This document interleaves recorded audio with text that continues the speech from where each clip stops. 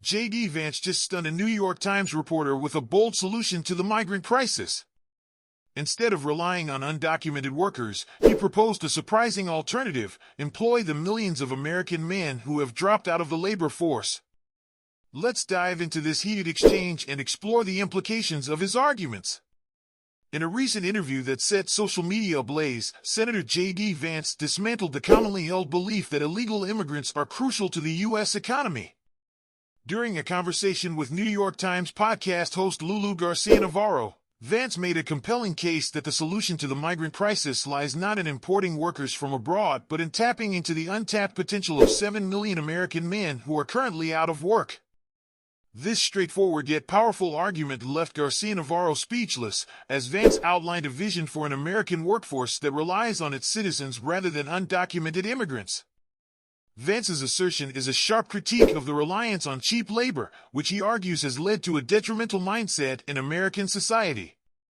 "We cannot have an entire American business community that is giving up on American workers," he stated. Instead of depending on the annual influx of approximately 2 million undocumented migrants, he believes it's time to focus on getting Americans back to work, especially in blue-collar jobs like construction.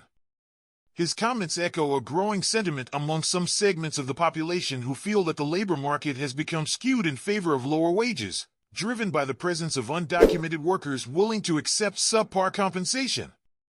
In response to Garcia-Navarro's concerns about the housing crisis and the role of Hispanic labor in construction, Vance confidently countered that the current system is flawed. He pointed out that the narrative suggesting Americans won't perform these jobs is misleading. People say, "Well, Americans won't do those jobs." Americans won't do those jobs for below-the-table wages, he argued, indicating that the issue isn't a lack of willingness but rather a lack of livable wages. Vance believes that if companies were compelled to pay fair wages, many Americans would eagerly step into these roles. The discussion took a deeper dive when Garcia-Navarro highlighted that a significant portion of the construction workforce is Hispanic, and many are undocumented. Vance, however, didn't shy away from this point. He provocatively stated that just because the current workforce is predominantly composed of undocumented workers doesn't mean that's the only way to build homes.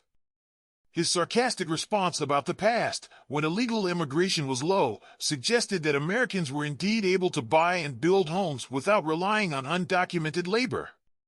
As the debate unfolded, Vance made it clear that his vision for a Trump-Vance administration would include a commitment to deporting undocumented immigrants, which he argues would alleviate the housing crisis by freeing up homes currently occupied by those without legal status. He stated, "It's one of the biggest drivers of inequality," underscoring his belief that importing cheap labor undermines American workers and contributes to the erosion of the middle class. The crux of his argument is that it's not just about immigration, it's about re-engaging American citizens who have fallen out of the labor force due to a system that undervalues their contributions.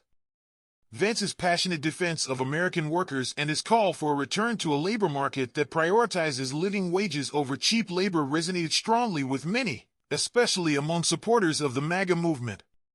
His statements have sparked intense discussions online, with many praising his ability to articulate a counter-narrative to the mainstream media's views on immigration and labor. His stance raises crucial questions about the future of the U.S. labor market and whether a shift back to employing American citizens could indeed solve some of the pressing issues facing the country today. What do you think of J.D. Vance's bold proposal to tackle the migrant crisis? Could relying on American workers be the answer we need, or does this approach overlook important complexities in the labor market? Share your thoughts in the comments below. Don't forget to like this video and subscribe to AU News for more updates on this ongoing debate and the latest news from the political landscape. Thanks for watching, and we'll see you next time.